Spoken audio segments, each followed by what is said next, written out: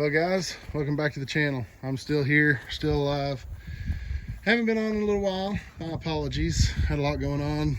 We've had a death in the extended family and ended up doing some traveling, and just life's been crazy and stuff, so haven't really had a chance to make a video. But I'm still here, still nursing along old Fords, and still trying to share it with you guys a little bit and keep you guys up to date. So I got some bad news. The green monster truck is sick. I started out the other day, got about half a mile from the house, and she just died. No indication, no warning. It just kind of quit. So long story short, I grabbed old Blue here, pulled her home, and I haven't really had a chance to check much on it, but I think I might know what it is. I don't know if you remember the first video I did on cruise control, but the roll pin in the bottom of the distributor was the reason it wasn't running when I bought it. I'm hoping it might be that again, but we can go through a little diagnostic here and see if we can't figure out for sure why, and I'll explain what I'm doing. Hopefully everything will make sense. But yeah, 351 Windsor, manual 5-speed transmission.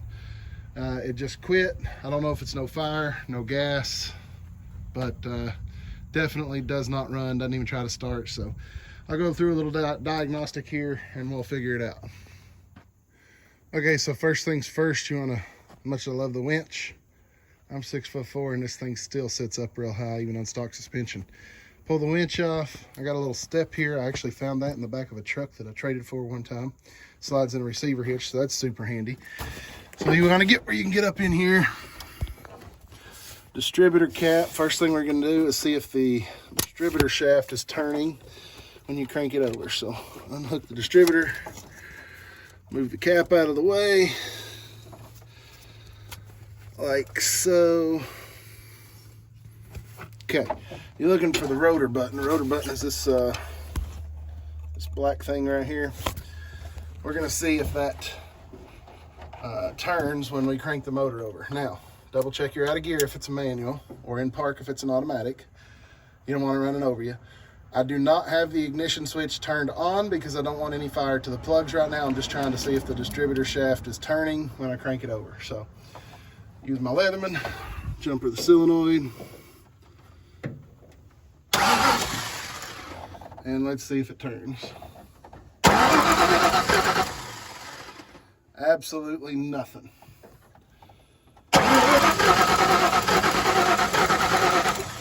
So that tells me whatever connects the rotor button to the crankshaft, which is on the bottom, is not working. That could either be the timing chain or the roll pin on the bottom of the distributor shaft.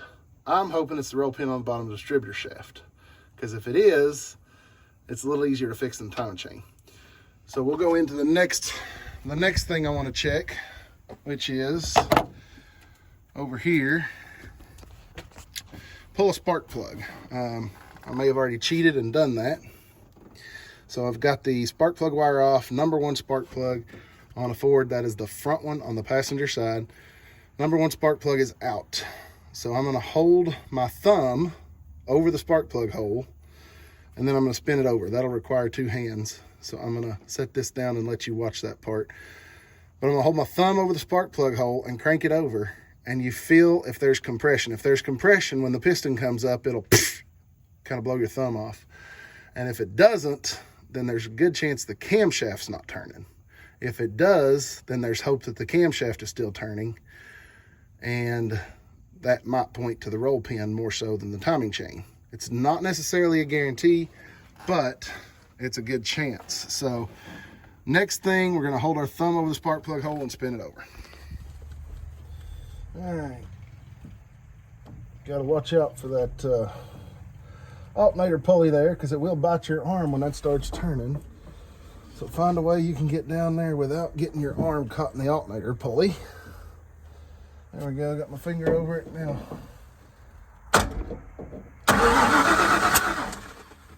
All right, I had a little compression there. Did you hear the psh? That means that there is compression on number one cylinder. It could potentially be a broken timing chain and it just happened to break with both valves closed.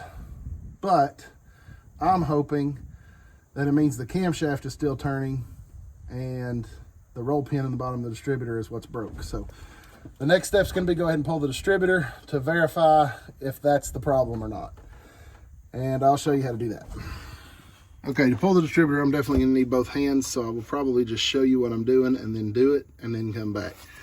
So to pull the distributor, you're going to need to take a 1/2 inch socket with a swivel or a special wrench that I think I have to go down and get on that bolt right there and loosen that. That's the clamp, the hold down for the distributor. So you'll take that bolt all the way out. Like I said, it takes a 1/2 inch socket, and you'll unplug this plug right here. It's pretty simple. There's just a little clip that holds it closed. So unplug that plug, 1 bolt, pull that out. The motor's already out of time, so I'm not worried about putting the rotor button pointed a certain way or anything like that. I'll just go ahead and pull the distributor out. I will look with the cap on it and see where number 1 plug is in relation to the motor, just to get me in the ballpark when I put everything back together, if that's what the problem is. So I'm going to unplug this, I'm going to take that bolt out, and I'm going to pull the distributor, and I'll be right back. Okay, I just want to show you this real quick since I got the air intake off. So I put the cap back on just to get an idea of where number 1 is pointed. This is number 1 right here.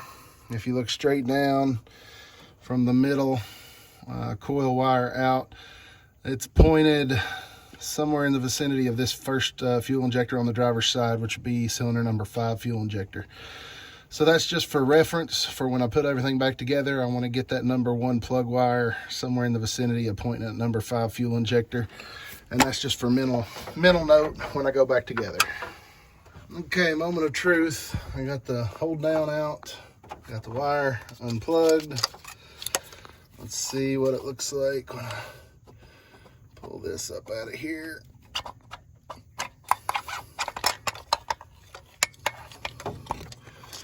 Aha! I was afraid of that, or I guess I was hoping for that. There is where a roll pin is broken.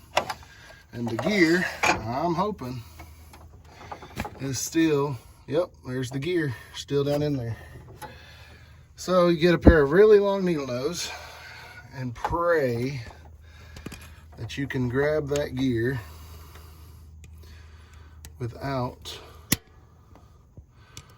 dropping it down into the crankcase.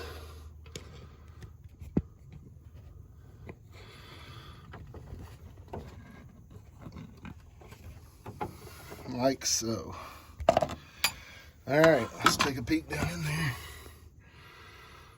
Machine surface looks good. Don't see any metal shavings. It looks like that gear just fatigued and broke, but it goes through that hole and that shaft right there. If it'll focus. Yeah, right there. And that's obviously broken. So, little backstory, if you didn't watch the cruise control upgrade video, this truck was not running when I bought it. The guy said it needed a motor. It acted very similar to the way it acted just now for me. I did pretty much the exact same diagnostic I just did, and it was the same problem. I took the roll pin out of a parts distributor and put it in here. They say never reuse a roll pin because once it's been installed and pushed out, it's gone through several heat cycles, it's fatigued, it's only an 1/8 inch diameter, and it'll probably fail again. I probably should have went back and replaced it, but that's been like 2.5, 3 years ago. I'm not having any trouble. So all that to say, I ordered some new roll pins and I think they were delivered today. So let me go check. All right, I checked with the wife and sure enough, the box was dropped off for me today. Whole lot of bubble wrap and a big box for a little 100 pack of heavy duty 1/8 by 3/4 long roll pins. And yes, 100 was the minimum quantity I could order. So the good news is I should never have to order another one of these again in my life. Thankfully they weren't very expensive. So I've got some extras. Y'all ever break a roll pin in your distributor and you're near East Tennessee, holler at me. So anyway, yeah, these are supposedly 30% stronger than original, and they're 1/8 by 3/4 long, 30% stronger than original. And I'm going to use a brand new one and put in this distributor and hopefully be back on the road shortly. So can I just say, mounting a vise on a 2-inch square tubing that I can stick in a trailer hitch was one of the best things I ever did.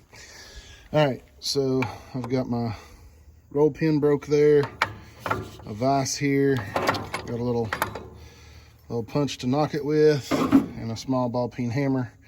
I'm gonna hopefully put the punch on there and knock that section out.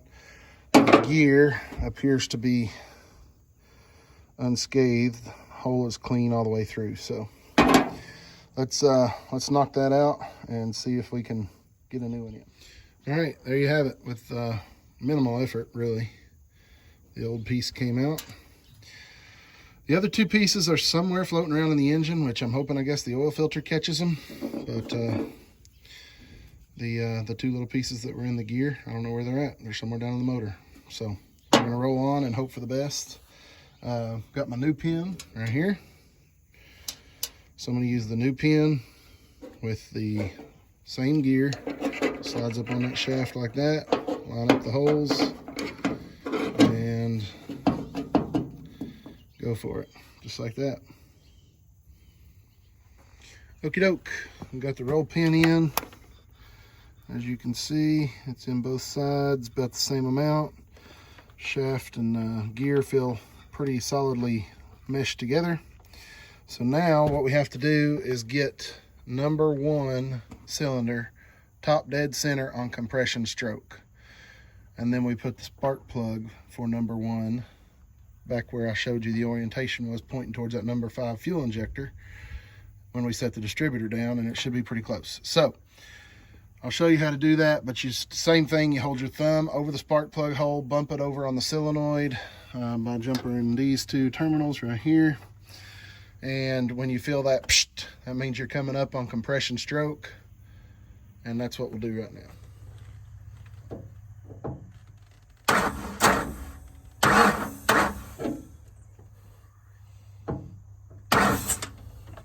All right, there's the psht.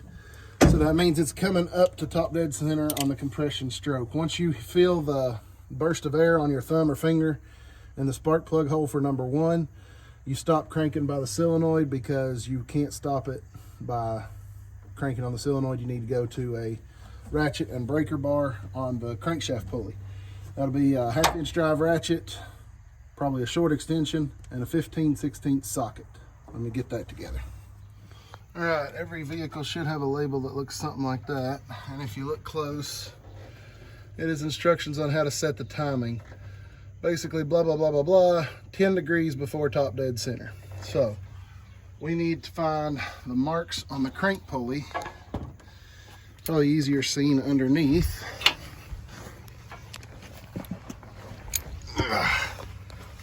Yeah.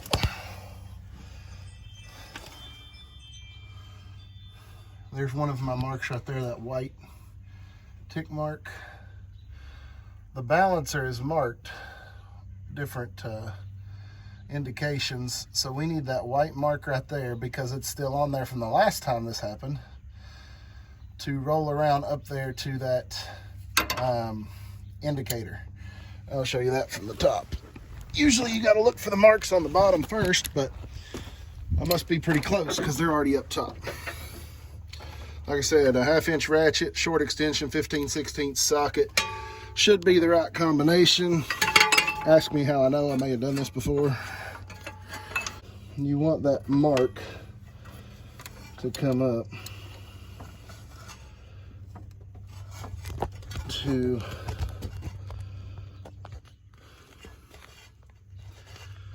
that white mark. See, there's 20 before, and then that right there is 10 right there. 10 degrees before top dead center. The big mark is where it needs to be set. The little white mark is 0. So the 0 is top dead center. 10 before top dead center is where it should fire number 1 spark plug. And those 2 white marks are there from the last time this happened, and I marked them with a paint pen. So, all right, once you get the pulley set. That means your crankshaft is where it needs to be. Then you have to set your distributor, which will put your firing where it needs to be. So I've got my rotor button pointed in the approximate orientation that I think it'll go. Remember, when you set that in there in those teeth mesh, it'll turn some. So you want to turn it a little bit further than you think you need it. Make sure your hole's not got any debris in it. Set it down in there. Gently, it should go into place on its own without, you don't beat and bang and pry.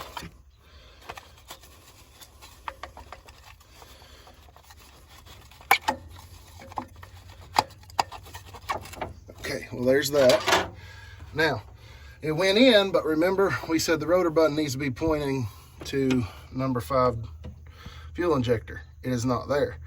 So that means we're off by 1 tooth. So we need to come back up,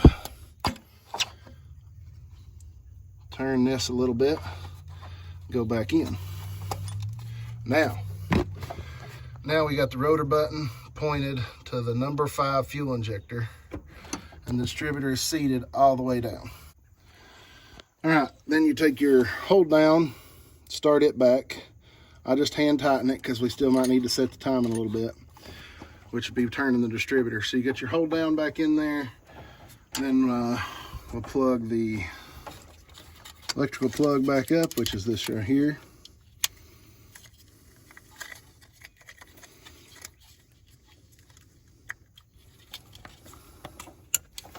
Like so. We'll put the cap back on it. Okay, it took 2 hands to do that, so I had to stop filming for a minute. So I got the hold down bolt right there, just finger tight, because we still might need to tweak the timing just a little bit. Got the number 1 pointed back towards that fuel injector for the number 5 cylinder like we talked about. Got the electrical plug plugged back up. Everything's back to where it should fire. We put the number 1 spark plug back in, hooked it back up right there. Don't forget that step. So I just turned the switch on. If that fixed it, there should be signs of life. Also, make sure it's out of gear if it's a manual, park if it's an automatic, and fire in the hole. It's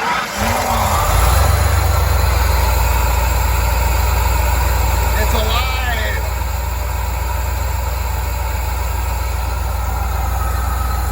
I got the timing pretty close.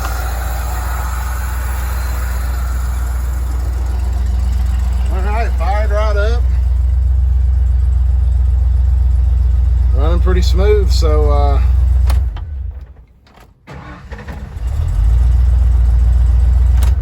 you can tell a lot about how fast the engine starts and stops with the timing. You can tell if the timing's close. So I think the timing's real close. Battery's about down on my camera, so I'm gonna have to check the timing with my timing light, probably off camera, but long story short, that fixed it. So yeah, a roll pin, you can pick up at Ace Hardware or something for probably 29 cents. Ended up being all the problem was, and the green monster truck will live again. So thanks for watching. We'll catch you next time on Rusty Relic Revivals. Another one revived.